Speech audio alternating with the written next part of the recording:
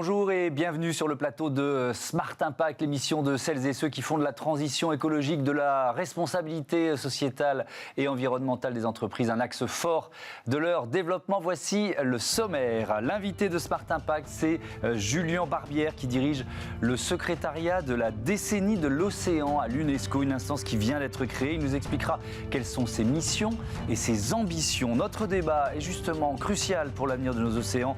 Quelles sont les alternatives au plastique? On verra notamment comment les objets en plastique à usage unique disparaissent petit à petit de notre quotidien. Et puis dans Smart Ideas, une start-up en pleine lumière. Vous découvrirez Bocoloco, son fondateur Alexis Dusanter va nous convertir au vrac océan, plastique, vrac. 3 mots-clés pour cette émission. C'est parti pour 30 minutes de business responsable sur Bismart.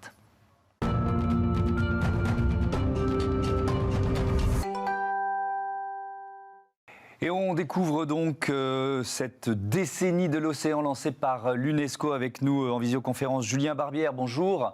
Est-ce que vous m'entendez bien ? Oui, je vous entends très bien. Ça m'a l'air de marcher, c'est parfait. Vous êtes chef de politique marine à la commission océanographique intergouvernementale de l'UNESCO et vous dirigez donc ce secrétariat de la décennie de l'océan, instance qui vient d'être mise en place. En quoi ça consiste tout simplement? C'est quoi la décennie de l'océan pour l'UNESCO ? Alors en fait, cette décennie, effectivement, elle vient de commencer il y a maintenant 18 jours, puisque c'est 2021, c'est le démarrage. En fait, elle consiste vraiment à essayer de redéfinir notre relation en termes de société que nous avons avec l'océan. Alors dans un cadre de développement durable, évidemment, mais aussi sur la base de la connaissance. Alors cette décennie, c'est en fait une décennie des sciences océaniques pour le développement durable. Et donc les sciences océaniques qui sont une science relativement jeune, puisque ça fait seulement 30 ans que l'on observe les océans de façon systématique, alors que pour l'atmosphère, on a plus de 100 ans de coopération internationale. C'est vraiment de passer à un diagnostic, c'est-à-dire que la science nous est utile pour nous rendre compte des problèmes qu'il y a dans l'océan. Vous avez parlé du plastique, de la pollution, mais il y a aussi les surfaces dégradées, les habitats qui sont en perte, par exemple les récifs coralliens qui ont perdu plus de 50% de surface en 150 ans. Mais la science nous dit aussi qu'il y a un vrai potentiel en termes économiques. Alors justement, je vous interromps une seconde, Julien Barbière. Je vous propose 3 chiffres pour illustrer en quelque sorte un paradoxe. L'océan recouvre 71% de la planète. C'est une source de richesse. L'apport de la mer à l'économie mondiale est estimé à 1500 milliards de dollars. Mais les États ne consacrent que 1,7% de leur budget recherche aux sciences de l'océan. J'avoue que j'ai été surpris par la faiblesse de ce pourcentage. L'idée de cette décennie de l'océan, c'est aussi de pousser la communauté internationale à investir justement dans ces sciences océaniques. Absolument, c'est effectivement d'investir. Vous avez mentionné ce chiffre qui est vraiment assez très bas. Et à travers ces investissements, c'est aussi de développer des solutions, puisque la science n'est pas juste là pour le monde scientifique, mais c'est vraiment aussi dans cette idée et conception de développer des solutions qui permettront de faire avancer le développement durable sur toute une série de thèmes, la pollution, l'impact de l'océan et du climat. Par exemple, quelle est la possibilité de stocker du carbone? Il y a tout ce qui est lié à la sécurité alimentaire. D'ici à 2050, nous devrons nourrir cette planète. Et évidemment, on se retourne vers l'océan pour essayer de trouver un certain nombre de solutions. Donc il y a la partie solution, mais il y a aussi la partie infrastructure qui doit être aussi renforcée. Par exemple, l'observation des océans, ce qui est très important.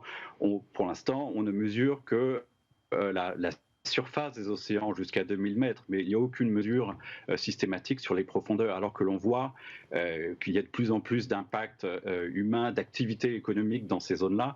Donc c'est vraiment très important de pouvoir collecter des données. Quelles actions vous allez mener, Julien Barbière, pardon, quelles actions vous allez mener si on essaye vous avez une décennie devant vous, donc, mais est-ce qu'il y a d'ores et déjà des plans d'action qui ont été lancés par l'UNESCO dans ce cadre ? Alors, on a justement un plan d'action qui vient d'être validé par les Nations Unies à la fin de cette année, et donc qui propose 10 challenges pour cette décennie. Donc, je ne vais pas tous vous les dire, je vais vous donner quelques exemples. La cartographie des océans, par exemple. On a environ 20% des fonds marins qui sont cartographiés en haute résolution, sachant que cette information et ces données sont très importantes pour développer des activités économiques en mer, pour aussi faire des modélisations, pour mieux comprendre l'impact de l'océan sur le climat. Donc, on va lancer, dans le cadre de cette décennie, une campagne pour justement mobiliser les moyens de recherche, mais aussi faire participer, par exemple, l'industrie, qui aussi possède beaucoup de données océaniques, qui pourraient aussi être mises à disposition en termes de biens communs pour le monde scientifique, et aussi justement dans l'intérêt de développer un certain nombre d'applications et d'utilisations. Tout ce qui est lié, par exemple, au risque, à travers l'océan, il y a évidemment les opportunités, mais il y a aussi un certain nombre de risques, les typhons, les tsunamis, l'élévation du niveau de la mer.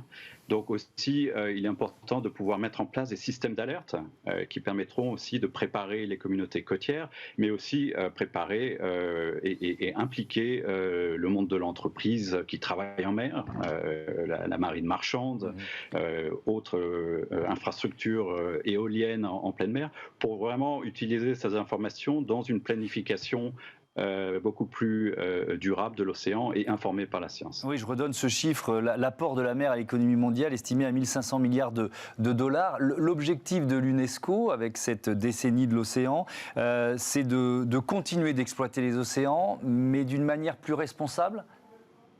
Absolument.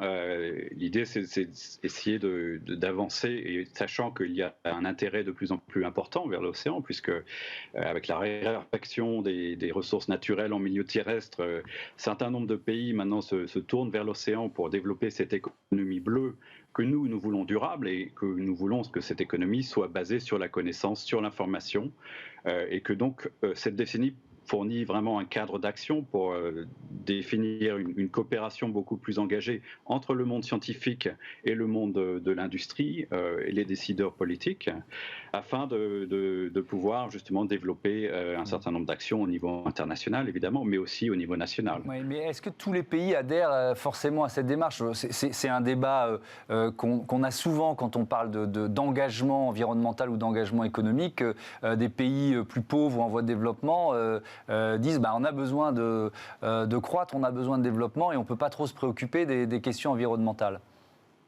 Alors effectivement, tout le monde tous les pays ne sont pas égaux en termes de capacité quand on parle d'océanographie, par exemple, puisque ça reste une science qui est quand même assez chère. Il faut des navires de recherche, mais maintenant on a aussi des moyens qui permettent de collecter des informations d'une façon beaucoup plus efficace, à travers les satellites, à travers les systèmes de collecte autonomes. Et en fait, oui, effectivement, et c'est vraiment un autre objectif très important de cette décennie, c'est essayer de renforcer la capacité de ces pays-là à pouvoir travailler indépendamment dans la collecte de données et l'utilisation de ces données pour Mais vraiment... Julien Barbière, pardon de vous interrompre, je n'ai pas été assez précis dans ma question, donc c'est pour ça que je reprends la main.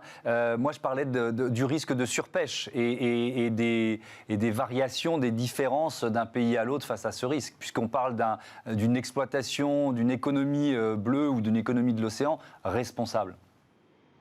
Il y a effectivement ces risques-là, mais c'est pour ça que nous essayons aussi de mettre dans ce concept d'économie bleue un certain nombre de critères que nous pensons comme étant importants, justement pour s'assurer que cette économie reste durable. Évidemment, surpêche, pollution, certains pays sont peut-être tentés, par exemple, par l'exploitation minière des fonds marins qui offrent de nouvelles opportunités, mais une fois encore, faisons ces choses-là d'une façon informée, et puis aussi d'une façon dans laquelle les différentes parties prenantes ont aussi accès à cette information pour pouvoir prendre des décisions et des résolutions en pleine connaissance de l'impact que cela peut avoir. Vous parliez, on va terminer là-dessus tout à l'heure, de la cartographie, l'enjeu de la cartographie de l'océan. Pourquoi c'est crucial à l'heure du réchauffement climatique ? En quoi l'océan est en quelque sorte un de nos frigos sur la planète ? En fait, l'océan régule le climat, c'est un peu le moteur, si vous voulez, ou le climatisateur selon l'océan. Et donc comprendre la capacité en fait que l'océan a en termes d'absorption du carbone est très important. Et on voit les impacts de cette absorption puisque on parle souvent d'acidification des océans. Donc pouvoir mesurer la progression de ces phénomènes. Et d'avoir des informations qui peuvent vraiment aider les communautés côtières et le secteur privé pour planifier leurs activités, puisque ce changement, il est déjà en cours. Donc, à travers cette décennie, c'est aussi vraiment de renforcer la base de connaissances globale et aussi la capacité de modéliser ces changements pour avoir des informations beaucoup plus haute résolution et pour voir ensuite développer des scénarios d'atténuation. L'océan aussi a un rôle très important à jouer en termes de solutions pour ce qui est l'atténuation justement du changement climatique. On parle de la capacité des écosystèmes marins en termes de séquestration du carbone, ce qu'on appelle le carbone bleu. Et là aussi, il y a beaucoup de nouvelles possibilités que cette décennie va essayer de mettre en avant, une fois encore, en termes de solutions. Merci beaucoup, merci Julien Barbière. Bon vent à cette décennie de l'océan à l'UNESCO. Tout de suite, on débat sur, justement, on l'évoquait, l'un des fléaux qui met en péril nos océans, le plastique.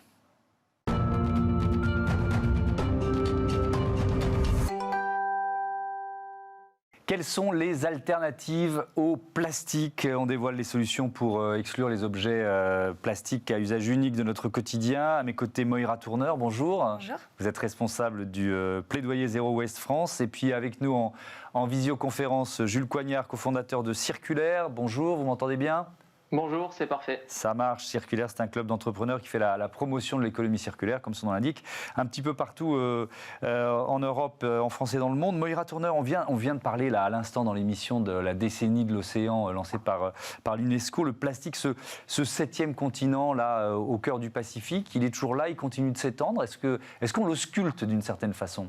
Je ne suis pas sûre qu'on l'ausculte parce qu'on préfère un petit peu évacuer cette question. Enfin, nous, par exemple, si on regarde en France, on produit plein de déchets plastiques et puis on les envoie à l'étranger justement pour les oublier parce qu'on n'arrive pas forcément à les traiter en France.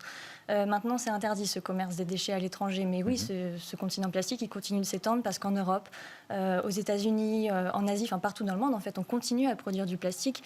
La demande en plastique, elle continue d'évoluer et elle va continuer à évoluer d'ici 2030-2050. Et ce continent, si on ne fait rien, il va continuer à augmenter aussi. Et on évalue à 10% de la production mondiale de plastique qui finit dans l'océan.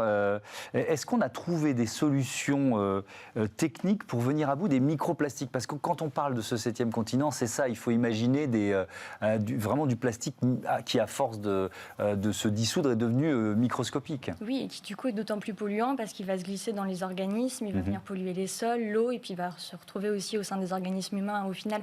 Et non, à date, on n'a pas de solution parce que le plastique, en fait, comme il se dégrade mal, il se dissout, comme vous le disiez, dans ces microparticules et il pollue d'autant plus. Et en fait, la seule solution qu'on pourrait vraiment voir, c'est d'essayer de réduire ce problème à la source parce que tant qu'on continue à produire du plastique qu'on ne sait pas traiter derrière, on continue à créer le problème. Jules Coignard, avec Circulaire, vous accompagnez plus de 50 entreprises et collectivités pour promouvoir cette économie circulaire. Question très générale pour commencer, vous avez le sentiment de participer à un défi planétaire? On était sur cette décennie de l'océan à l'UNESCO. C'est un défi planétaire pour vous?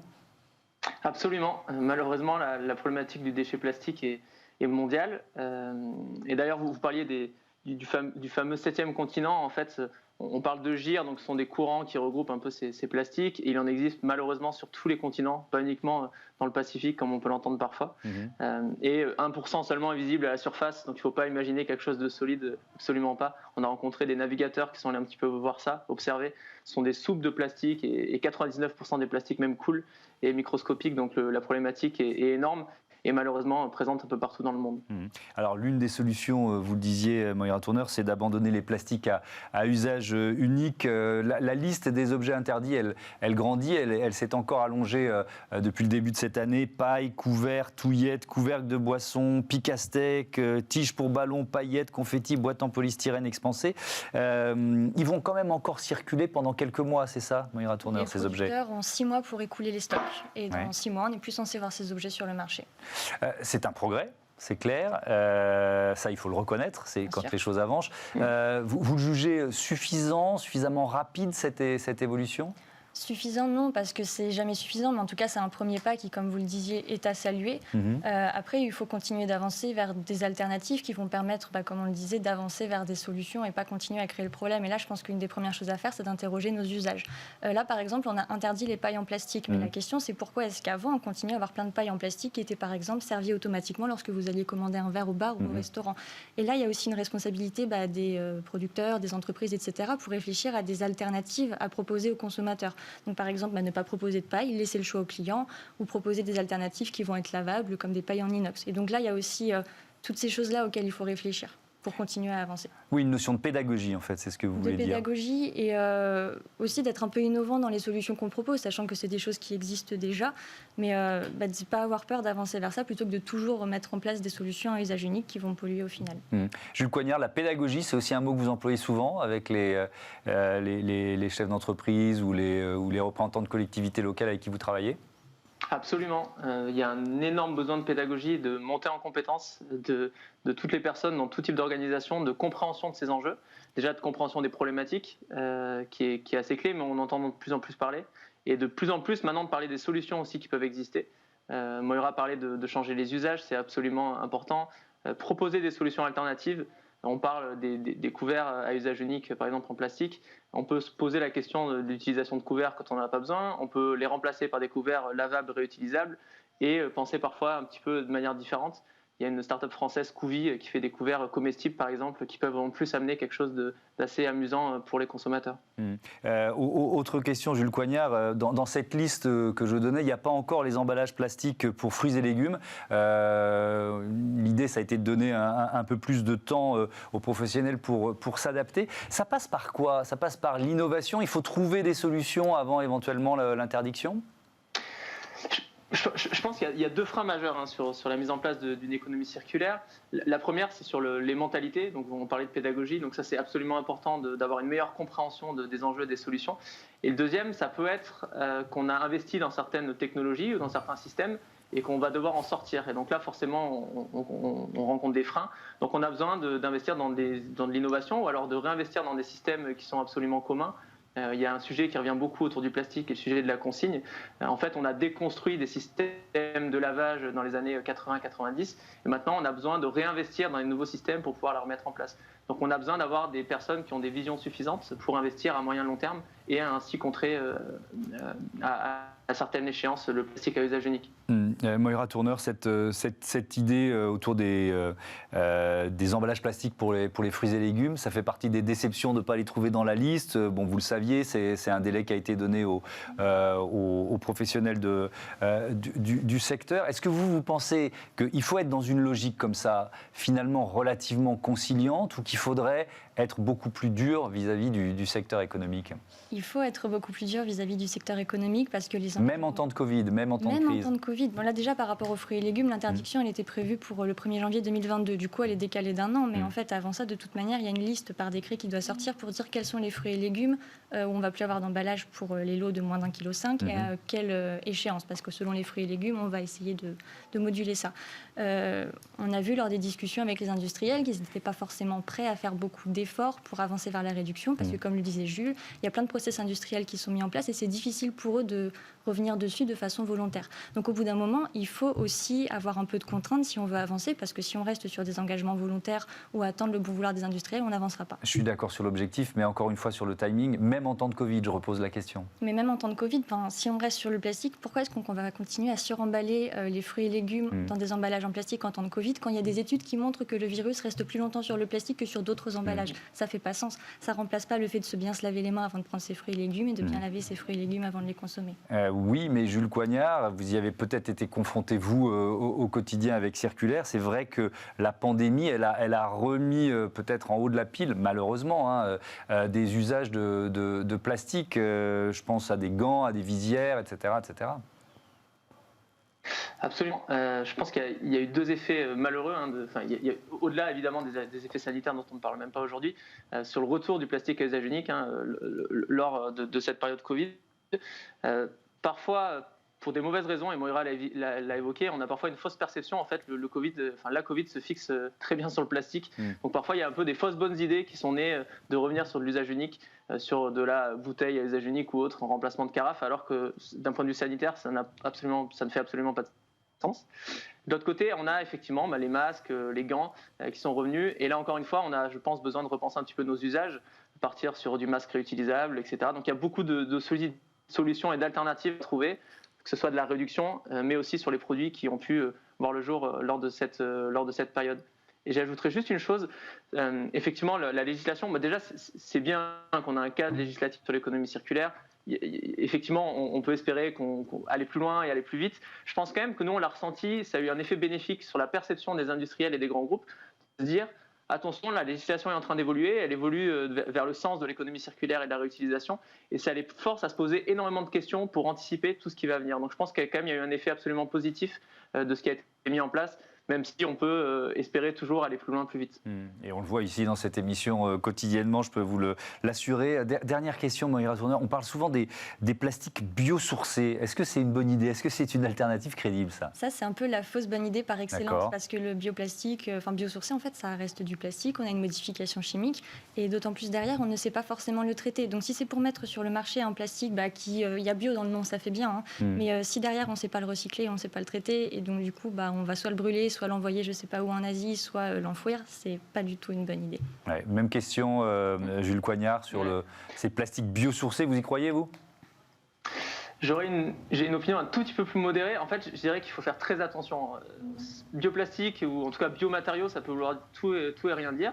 Je pense que c'est intéressant de se poser la question, en fait, parce que si on veut remplacer le plastique à échéance, on va devoir se tourner vers la biosphère et donc réfléchir à des biomatériaux. Et donc là, il y a énormément de complexité sur d'où vient ce matériau, à partir de quoi il est créé, est-ce que c'est en concurrence avec l'alimentaire, est-ce qu'on déforeste l'Amazonie pour faire pousser du soja pour pouvoir l'utiliser. Donc il y a énormément de questions à se poser sur l'amont, et énormément de questions à se poser, comme Mourad disait, sur l'aval. Qu'est-ce que ça devient? En fait, un bioplastique, on parle de compostabilité, mais c'est compostable avec des certains taux d'humidité et de chaleur. Et en plus, ça amène pas forcément quelque chose au compost. Enfin, ce que je veux dire autour de ça, c'est que je trouve quand même intéressant de se poser des questions et de faire de la recherche là-dedans. Je trouve que pour l'instant, on n'a pas la maturité suffisante pour mettre en place des systèmes autour du bioplastique. Voilà, la seule chose que je t'emparais, c'est que je pense que c'est intéressant quand même de réfléchir et de creuser ces sujets. Mais pour l'instant, attention à ne pas vouloir aller trop vite vers une fausse bonne idée, comme pour reprendre les mots de Moira. Bon, ne fermons pas la porte à la recherche. Merci à tous les deux. Merci d'avoir participé à ce débat tout de suite. Vous l'avez un peu évoqué, une autre alternative au plastique. Le vrac, venez avec votre bocal, on s'occupe du reste. Smart Ideas avec BNP Paribas. Découvrez des entreprises à impact positif.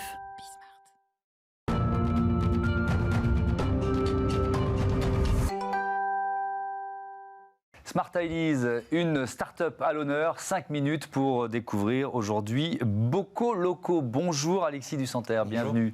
Vous êtes le cofondateur avec votre frère Florent de Bocoloco.